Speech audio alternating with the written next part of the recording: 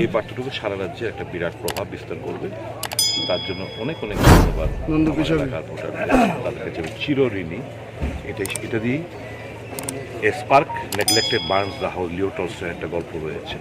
একটা স্পার্ক যদি দেখে আমি অবহেলা করি, অবহেলা চোখে দেখতে পারে, কিন্তু এটা একটা স্পার্ক, এই স্পার্কটা সারা রাজ্যে ছড়িয়ে পড়ে। সুদীপবাবু, গোটা দেশের রাজনীতি থেকে আমরা যদি দেখি, যখন কংগ্রেসের ভরাডুবি, ঠিক সেই সময় আপনি কংগ্রেসে যোগদান করলেন এবং আজকে যে জয়টা আপনি পেলেন, এই জয়টা শুধুমাত্র ত্রিপুরার কংগ্রেস নয়, যা সেলিব্রেশন করছে এই মুহূর্তে দেশের কংগ্রেস। দেশের ক্ষেত্রে এই জয়টা কতটা গুরুত্বপূর্ণ ছিল বলে আপনার মনে হয় আজকের দিন দাঁড়িয়ে? কারণ অগ্নিপথে দেখুন, একটা কথা আমি বলি, আমি যে লড়াইটা লড়ছি না আমরা কংগ্রেস দলের হয়ে, not to grab power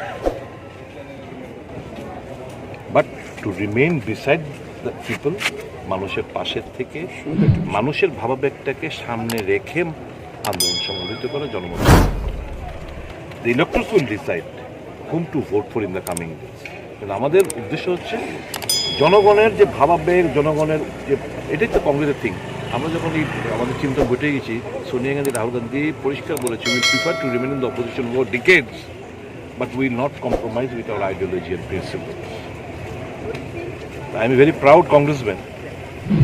দেশ ক্ষমতার জন্য আমরা মরিয়া না, আমরা মানুষের জন্য কাজ করতে চাই, এটি হচ্ছে আমাদের দলের নীতি। সুদীপবাবু, আশিস সাহার এই পরাজয়, তা নিয়ে কি বলবেন?